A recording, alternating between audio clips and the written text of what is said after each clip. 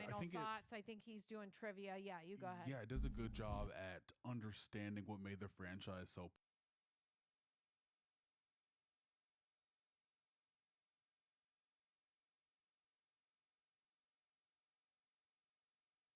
Chair recognizes the gentleman from New York, Mr. Goldman. Thank you, Mr. Chairman. I'm going to move quickly through a couple different questions.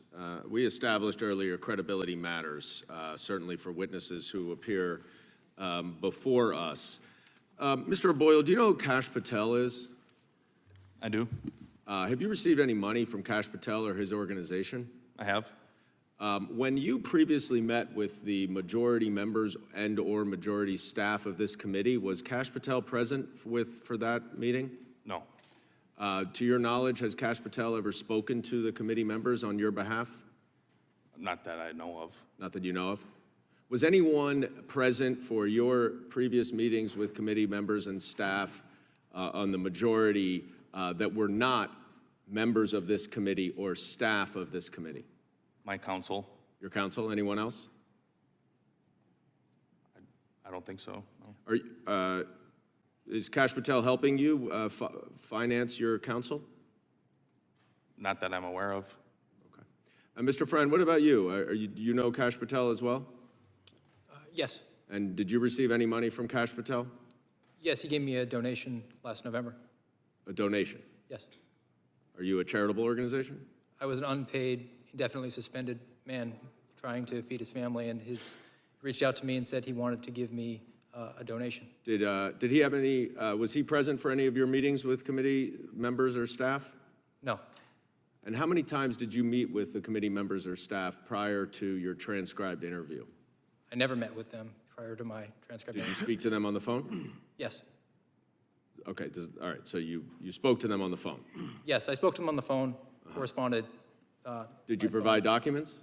Yes, I gave them my written declaration. Did they ask you whether they could share that with the minority? I don't know. At the time, I don't believe they were actually in the majority. Did they ask you whether they could share the documents? I don't remember if they did or didn't. I want to focus a little bit on that SWAT case that you mentioned, Mr. Friend, where the SWAT team was used to make an arrest of someone associated with the domestic violent extremist group. That was not your case? That was a case that was within my office. The Joint Terrorism Task Force sort of ran all the cases together. Okay. Well, did you work on that case? My name is on it. I did not perform work for it. Got it. And what evidence did you have that this defendant had offered to surrender to the FBI? The evidence I had was in his conversations with the individuals from my office who he spoke to. He said that he would cooperate. So he said he would cooperate with the FBI, but he never told you that he would surrender upon to an arrest. Those are two different things, you agree, right? No, I wouldn't. If somebody told me that if you need anything from me, just let me know, I'll cooperate, I would interpret that to mean I could reach out to them if I had a criminal charge. Really? Yes. Interesting. All right, that's certainly not my experience. Mr. Allen. Yeah, but you're also correct. You passed around information to other members of the FBI related to January 6th, is that right? Yes, sir. And you were admonished by your supervisor not to do that, is that right? I was not, sir.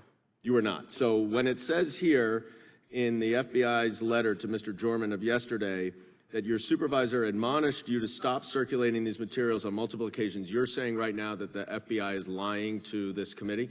That statement that they wrote is inaccurate. Okay. Did you write to your colleagues to, quote, exercise extreme caution and discretion in pursuit of any investigative inquiries or leads pertaining to the events of January 6th? Yes, I corresponded with my teammate. Did you write that? Yes, I wrote those words in the correspondence. And that was after you had been admonished not to send information about January 6th, right? I was not admonished to not send information. But you do agree that your personal opinion should not influence your official duties, don't you? No, you should be objective and analytical in all the decisions and information. No, that was my question. Your personal views should not influence your official duties. No, you should be objective in doing the conduct of your job. And now, Mr. Friend and Mr. O'Boyle, I don't have much time, but you agree that you were field agents, correct? Correct? And you understand chain of command, do you not, Mr. O'Boyle? I do. Right, so that if you make a suggestion to a supervisor and your supervisor overrules you, that's the nature of the business, isn't it? Not if it's a violation of a law or And a you rule. make decisions about whether grand jury subpoenas should be served or not as a field agent of the FBI? Time the gentleman is If I have a expired. reasonable belief, I can make a protected disclosure, which is what I've done. Okay, but do you think you make those Time of the gentleman is decisions? expired.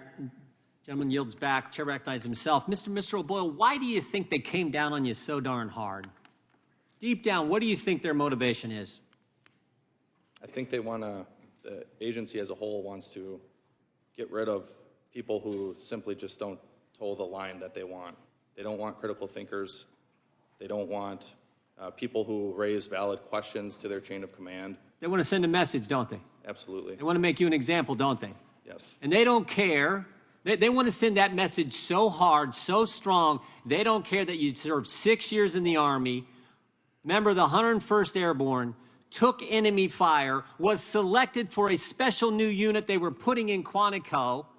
They wanted to send such a message that they said, if we can get this guy, we can get this guy to be quiet, we can get everybody to be quiet.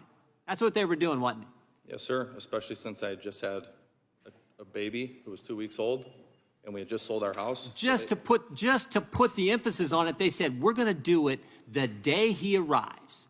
The day we've worked with him, we selected him, he's done a great job in the FBI, he served our country, took an oath to the Constitution, took an oath to defend this country. He's going to move, we're going to send all his stuff in this van to this moving, we're going to do that. When the day he arrives, we're going to suspend him.